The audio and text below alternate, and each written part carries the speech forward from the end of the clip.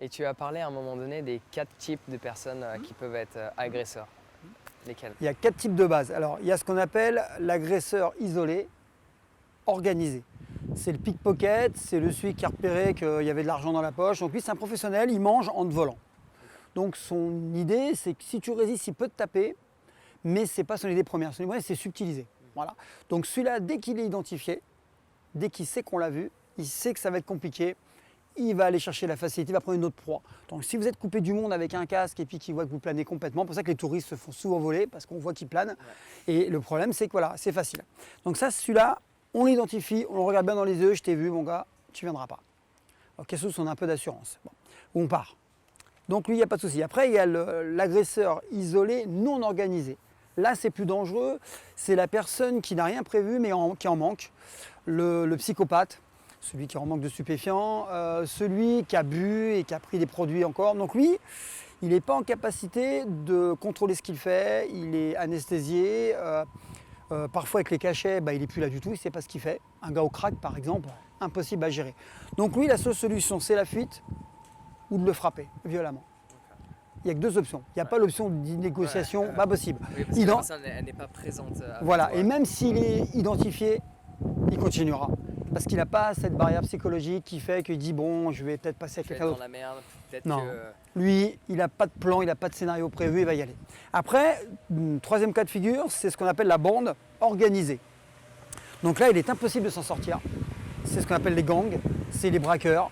Donc c'est des gens pour qui c'est le métier, qui sont très structurés, qui ont préparé depuis 6 mois une attaque. Donc ça peut être un enlèvement, un braquage. Donc le braquage, il y a très forte chance qu'on ne soit pas tous confrontés à ce genre de truc, j'espère. Mais ça peut être le cas sur un enlèvement. Voilà, des gens qui repèrent ou des cambriolages de haut niveau. C'est des gens très riches qui se font cambrioler, ils ont repéré depuis longtemps et là ils vont rentrer avec en gang.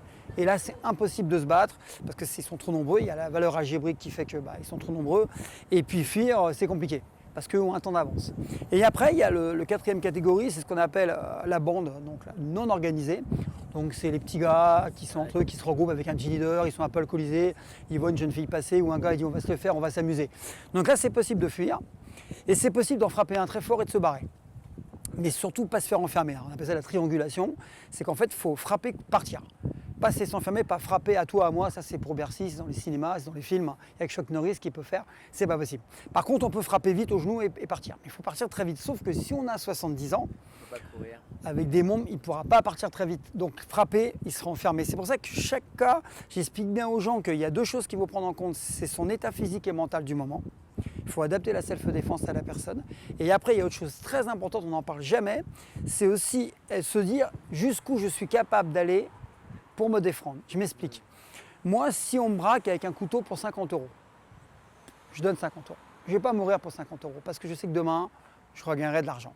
Maintenant, le garçon qui, avec 50 € est en situation difficile en France, il est immigré, le gars, le pauvre, il nourrit une famille avec ça pendant un mois, lui, il va mourir pour 50 €. Donc moi, j'ai réfléchi depuis longtemps, je me suis dit, si je suis tout seul, je me fais agresser, mon ego, il y a longtemps que c'est mis de côté, il va me prendre 100 € et 100 €. Il ne faut pas qu'il fasse d'erreur. S'il fait une erreur, s'il tourne la tête, c'est parti pour lui. Tant pis pour lui. Par contre, s'il ne commet pas d'erreur, s'il est à droit, qu'il braque bien, qu'il fait les choses propres, il prend 100 €. Voilà. Par contre, si je suis avec ma fille et que là, je sais qu'il y a le mec, il est sous crack, je sens que ses yeux, ça ne va pas, sous danger, là, je deviens un animal. Là, le moindre écart, je lui pique les yeux, je lui pique la gorge, je lui saute une rotule. En fait, je vais basculer parce que je n'ai pas le choix. Je ne vais pas réfléchir 10 ans. J'ai dit, je suis avec ma fille, je ne pourrais pas me sauver, je suis en danger. Là, je passe en mode tueur, en fait. C'est ça, et pour moi... C'est la protection, c'est ce qu'on appelle l'ego, en fait. L'ego, c'est la survie, c'est penser à soi. Voilà. Et donc, à travers ta famille, c'est tu penses à toi et à eux. Et en fait, la self-défense, les gens, après, là, j'en parle de manière globale, générique, mais pour moi, la self-défense, ça va plus loin que mettre des coups. C'est que moi, je me conçois de me battre que pour sauver ma vie et la vie de ma famille.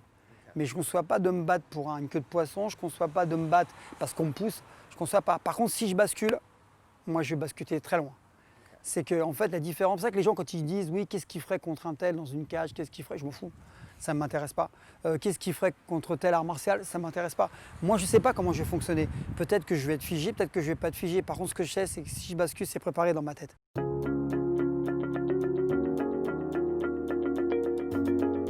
Alors j'espère sincèrement que tu as apprécié ce court extrait de l'interview que je t'ai partagé avec Franck. Quand tu as confiance en toi, tu vas automatiquement repousser toutes ces personnes qui te veulent du mal. Fais l'expérience et tu m'en diras des nouvelles. Parce que ton attitude, ton comportement et ta démarche ainsi que ta posture n'est absolument pas la même. Tu vas plus marcher comme étant une victime. Tu vas marcher comme étant quelqu'un qui a confiance en lui. Donc ces personnes-là vont pas aller vers toi.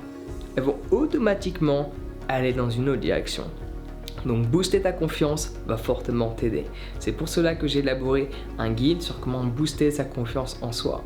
Et tu peux le télécharger dès maintenant en cliquant sur le lien dans la description. Sur ce, on se retrouve directement de l'autre côté. Prends soin de toi et passe une excellente journée.